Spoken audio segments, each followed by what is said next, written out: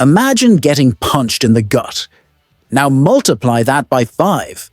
That's exactly how it felt walking out of Game 5. But what's really got folks around Edmonton buzzing isn't just the loss. It's the why behind it. A single moment, a bad decision, one shift off. It could be the difference between chasing the cup or packing it in. Let's hit 1,000 subs and prove that here in Alberta, we ride with this team to the bitter end. So hit that subscribe button and come along for the ride. Today, we're keeping it straight. No fluff, no sugarcoating. If you've been backing this team since puck drop in October, celebrating every goal, every save, every gritty win, you're probably still reeling after what went down at Rogers Place. The fans brought the noise. The building was buzzing. But what we saw on the ice? Let's call it what it was. Disappointing. Game 5 was the chance to even things up, put the pressure right back on Florida, and make this a real series. Instead, the Oilers didn't even show up for the first 2 periods. The Panthers owned the ice, shut down the barn, and left with a 5-2 win that puts them 1 W away from hoisting the Stanley Cup. Now, the Oil have to pull off a miracle on the road in Game 6. But hold on. Before we dive into what's really got Oil Country talking, I gotta ask you, do you still believe? Can the Oilers flip the script and make this happen? Drop your take in the comments. And hey, if you're vibing with this, share it with your crew, smash that like, and hit subscribe. Let's grow this community that bleeds orange and blue. Back to the game.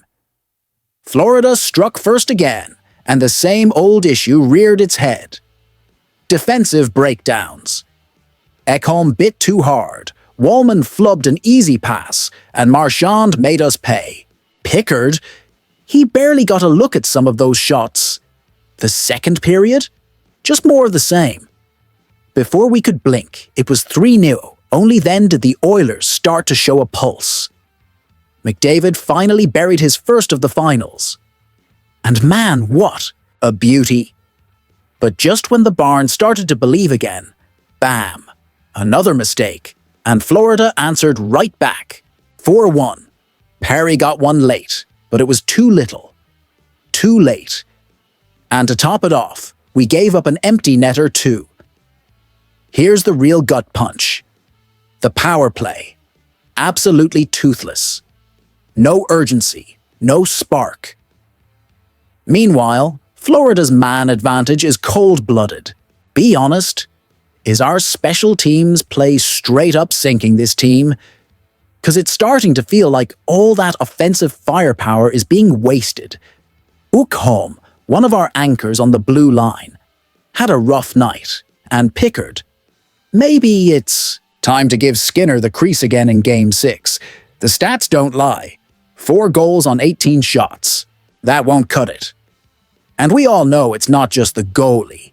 This squad's missing intensity, structure, and that hunger to win.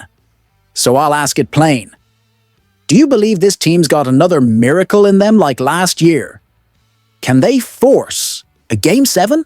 Because if they don't win Tuesday, that's it. Lights out. But if they do, Rogers Place is going to blow the roof off Friday night. If you're still watching, you're the real deal. Share this with your fellow fans. Drop a comment on what lineup changes you'd make for Game 6 and hit that sub button. And what if I told you a controversial lineup move might be coming before puck drop in Game 6? Yeah, we're diving into that next. Don't miss what's bubbling behind the scenes in the Oilers locker room. If you've been riding this wave with us, you already know. This cup final's been an absolute roller coaster. And the pressure, it's weighing heavy on every guy wearing orange and blue. But what exactly is holding this squad back from firing on all cylinders? What went down in Game 5 was tough to watch. That comeback energy got sucked right out of the building. It feels like the gears are grinding at the worst possible time. We've got the skill, the grit, the drive. But something's off. The fans feel it. So does the room. And get this, one of the team's true leaders finally spoke out. The kind of guy who lays it all on the line every shift. He didn't hold back. While others stayed quiet, he stepped up and said what had to be said. With the weight of the cup on his shoulders, he called it like it is. Matthias Ekholm went right at it after the 5-2 loss to Florida. Only got 17 minutes of ice time, one of his lowest this postseason. And he didn't sugarcoat a thing. Said this team needs to come out firing from the first drop. No more sleepy starts, no more waiting to get punched before swinging. Back. The message was loud and clear. Change now, or it's goodbye to the Stanley Cup. He gave props to Florida, sure. But he also lit a fire under his own bench. The Oilers are losing these games in the opening minutes. Lack of focus, not. Enough urgency, and with Game 6 on the road, there's no more runway left. And he didn't stop there. Ekholm also pointed to the lack of offensive pressure early in games, said the Oil haven't been able to pin the Panthers back, haven't made them uncomfortable from the get-go. And in a cup final, if you let a team like that get comfy, the dream slips away fast. So I'm asking you, do the Oilers have the mental toughness and tactical discipline to turn this around? Or are we already out of steam?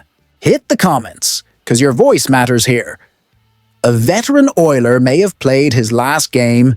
Yeah, the next update might hit a little different for longtime fans.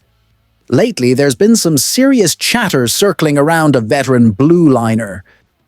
A name well known around the league. And guess who's been tossed into the mix? That's right, the Edmonton Oilers. But hang on. When it comes to trade rumors, cap space, and roster planning, things aren't always what they seem. With the Oil locked into a heavyweight fight with Florida, folks naturally start sizing up both rosters. And that's where Aaron Ekblad's name pops up. Florida's high-priced defender. But take a breath, Oil country. Even though NHL insiders like Pagnotta and Hradek tossed out a link, the signals coming from Edmonton say otherwise. Ekblad's cap hit? A cool $7.5 million per season. Intriguing, sure. But is it smart to drop that kind of coin on a guy who might already be past his peak? Especially with Florida reportedly willing to extend him at less than $6 million.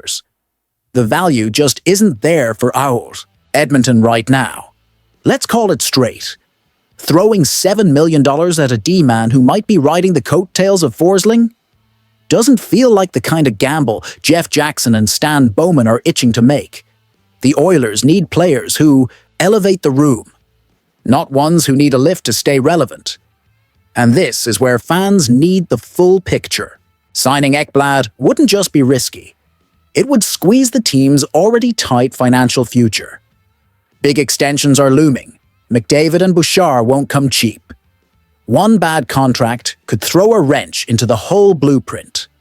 So here's the question for you. Would you bet part of the Oilers' future on a pricey, maybe over-the-hill defender like Ekblad? Let me know below.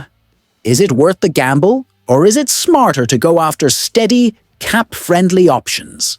If you dug this breakdown, share it with your fellow Oilers faithful, drop a like, and hit subscribe so you don't miss a single update. We're riding this thing out till the final buzzer and beyond.